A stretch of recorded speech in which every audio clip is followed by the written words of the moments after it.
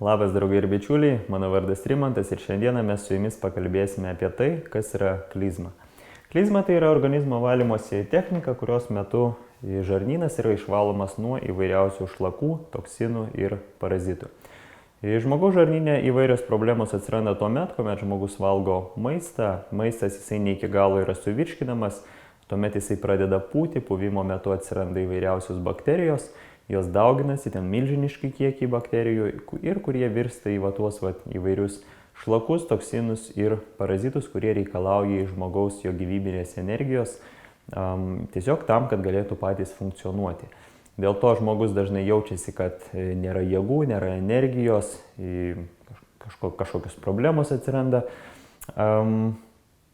Ir skaitosi, kad yra bent kelios pagrindinės priežastys, kodėl iš viso atsiranda, taip sakant, užsistovėjimas žarnyno srityje. Pirmoji problema tai yra labai didelis kiekis maisto, kuris patenka į žmogaus žarnyną. Antroji problema tai yra, kad tas maistas, kuris patenka į žmogaus žarnyną, jisai yra labai sunkiai virškinamas.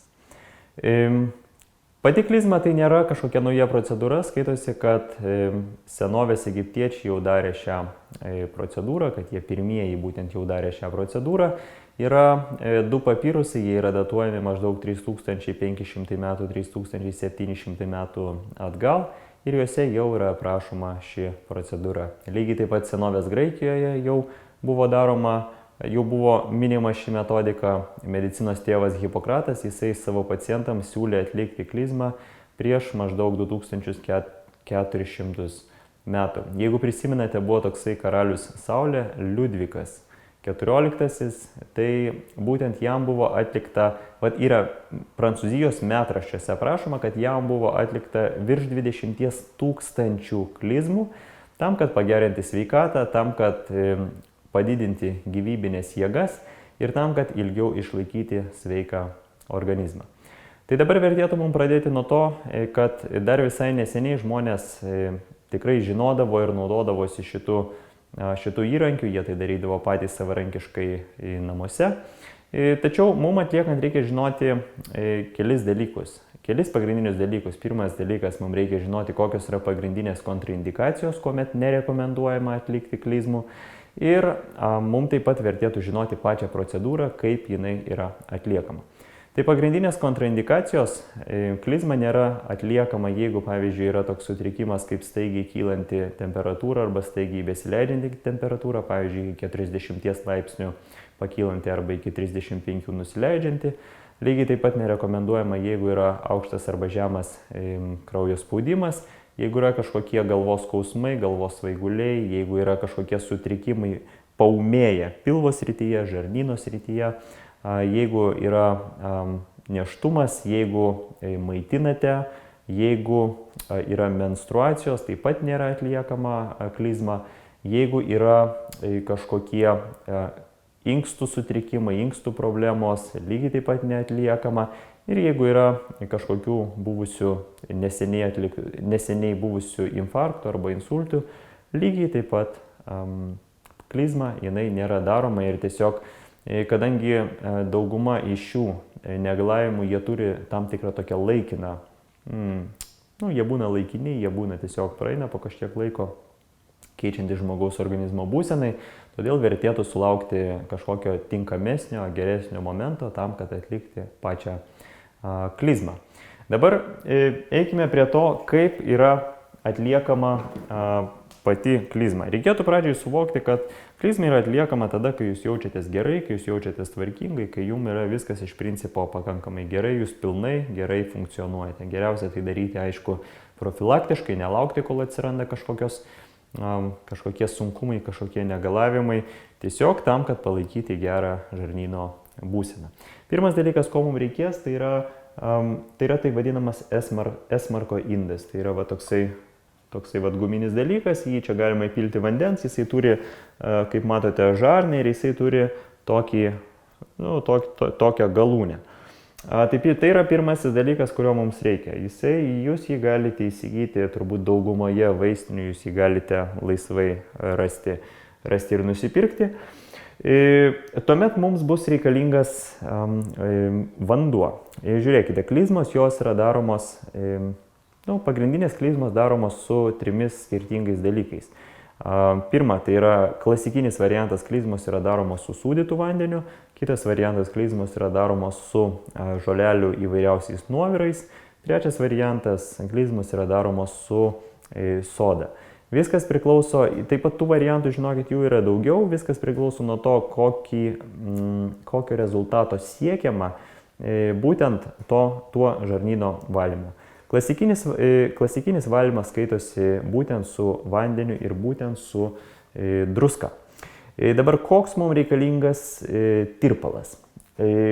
Mes paimame vandenį, sušilame jį iki maždaug kūno temperatūros. Skaitosi, kad temperatūra gali būti nuo maždaug 25 laipsnių iki 35 iki maždaug 40 laipsnių, va toje riboje. Tai turėtų būti plius minus, geriausia, kad iki kūno temperatūros, nes jeigu bus per karštas, gali būti nemalonus pojūčiai, jeigu bus per šaltas, lygiai taip pat gali būti kažkokie nemalonus pojūčiai.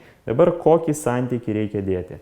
Santykis į vandenį, pavyzdžiui, čia yra talpa pusantro litro, pradedant verta tai daryti nuo maždaug 1,200 ml iki 1,5 litro galima tą daryti. Aišku, viskas priklauso nuo kūno tipo, nuo kūno konstitucijos ir nuo poreikių. Tačiau pradžioje dažniausiai atliekama iki pusantro litro ir visada, aišku, galima daryti su mažesniu kiekiu.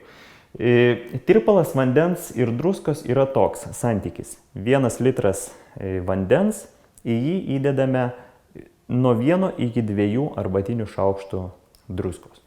Viską sumaišome, įpilame į čia ir prieš tai nepamirštame tik tais pašildyti. Tada šitą dalyką, čia yra būtent tokia skylutė, tada mes jį užkabiname kažkokioje šiek tiek aukštesnėje vietoje. Čia yra, žiūrėkite, čia yra toksai užspaudėjas. Ką jisai daro, kai mes pradedame pačią procedūrą, jisai užkerta kelią ir neleidžia prabėgti vandeniui. Mums tai reikalinga tam, kad kol mes ruošiamės procedūrai, kai mes paruošiame šitą, mes jį uždedame kažkur šiek tiek aukščiau ir jisai neleidžia tiesiog vandeniui tiesiog prabėgti.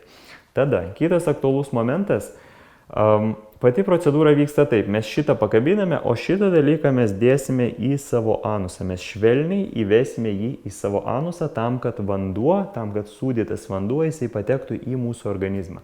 Dabar tam, kad mes ten kažko per daug nesudirgintume, mes ištepame šitą galiuką, mes jį ištepame arba vazelinu, arba kažkokiu aliejumi.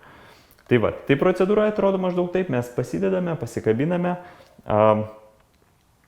Ir mūsų tikslas įvesti šitą dalyką į savo anusą. Kai mes jį įvedame, mes atleidžiame šitą žarną, vanduo pradeda bėgti ir palaipsniui po truputėlį pradeda pildyti mūsų žarnyną vandeniu. Dabar keli kiti aktualūs momentai, tai yra kokiose padėtyse galima būti. Tai yra kokiose padėtyse vertėtų daryti šitą procedūrą. Pirmoji, turbūt pati paprasčiausia, tai yra, kai mes esame ant alkūnių, keliai sulenkti ir mūsų sėdmenys jie yra aukščiau. Ir būtent kai į anusą įvedame šitą esmerko indą, vanduo jisai natūraliai pradeda bėgti į mūsų žarnyną. Antroji padėtis, kuri yra rekomenduojama, tai yra ant kairio šono. Tai yra, mes tiesiog atsigulame ant kairio šono ir lygiai taip pat įvedame į anusą būtent šitą esmerko indą. Dabar ką daryti toliau? Jeigu atsiranda kažkokie nemalonūs pojūčiai, iš karto vertėtų sustoti. Galbūt šiek tiek palaukti arba tiesiog atpalaiduoti visus raumenis. Todėl, kad gali būti, kad pirmus kartus darant tai bus šiek tiek neįprasta ir gali būti, kad bus šiek tiek galbūt tiesiog keista pačioje pradžioje, tačiau jeigu viską darysite ramiai, lėtai, lengvai, pamatysite, viskas yra tikrai paprasta, nesudėtinga ir nesukelia visiškai jokių nemalonių kažkokių pojūčių. Dabar, kai vanduo patenka į mūsų žarnyną, ką tada reikia daryti? Kai vanduo pilnai patenka į mūsų žarnyną, jisai pilnai subėga, tada mes galime atsistoti, galime pavaikščioti. Mūsų tikslas, kad vanduo išbūtų mūsų organizme maždaug nuo 5 iki 15 minučių, kai kur yra įvardinama iki 20 minučių, tam, kad galėtų vanduo atlikti savo darbą, atpalaiduoti tenais visus tuos nešvarumus nuo žarnyno sienelių. Ir lygiai taip pat tam, kad šiek tiek padaryti efektyvesnę pačią procedūrą, lygiai taip pat galima atsistoti į žvakės padėtį. Tai yra, kai mes kūną savo iškeliame į viršų. Tai va, po maždaug to laiko, po maždaug tų 15 minučių, kai būtent tas vanduo jau pabūna mūsų kūne, mes tiesiog nueiname ir išsituštiname. Ir realiai visa procedūra skaitosi kaip ir pabaigta. Dabar kartais kyla natūraliai klausimas, kaip dažnai vertėtų atlikti šitą funkciją. Tai šitą metodą, kaip dažnai atlikti šitą metodą, tai tokių griežtų kažkokių paaiškinimų, kaip dažnai reikia daryti, nėra. Tai yra, kiekvienas turėtų savarankiškai žiūrėti pagal savo vidinius kažkokius poreikius. Taip pat vertėtų tiesiog prisiminti tą dalyką, kad jeigu mes labai dažnai atliekame tą procedūrą, jeigu mes labai dažnai plauname savo žarnyną, tenais išsiplauna taip pat ir gerosios bakterijos, kurios reikalingos tam, kad žarnynas pilnai funkcionuotų. Tai reiškia, jeigu mes labai dažnai darysime šitą procedūrą, tai organizmas tiesiog nespės iš naujo pagaminti tų bakterijų. Tai va, ir tam jisai tiesiog naudos savo gyvybinę visą energiją tam, kad jas gaminti. Tam tikrais atvejais kai kurie žmonės rekomenduoja profilaktiškai tai daryti ten kartą į pusę metų, kiti rekomenduoja daryti ten kartą per mėnesį, kiti rekomenduoja ten daryti kartą per savaitę. Ten tam tikrais atvejais yra rekomenduojama daryti ten vos ne kartą per 4 dienas. Tai tokio griežto kažkokio nėra pasakymo, kaip dažnai tą reikia daryti. Viską vertėtų derinti pagal savo asmeninės galimybės, pagal savo asmeninę situaciją. Ir aišku, jeigu yra kažkokie klausimai, kurie yra neaiškus, visuomet vertėtų kreiptis pas specialistus arba pas tos žmonės, kurie šitą procedūrą jau daug kartų yra darę ir puikiai išmano matydami jūs, kaip dažnai galima būtų jums tą daryti. Tai va, tai iš principo tiek. Jeigu turėsite kažkokių klausimų, laisvai galite rašyti juos komentaruose. Jeigu galvosite, ar čia galima, ar čia negalima daryti, jeigu turite kažkokių kontraindikacijų, visada laisvai kreipkitės pas specialistus, pas tos žmonės, kurie labai gerai išmano savo darbą ir jie jums tikrai patars. Tikiuosi, šis vaizdo įrašas jums bus naudingas. Iki susitikimo kitais kartais.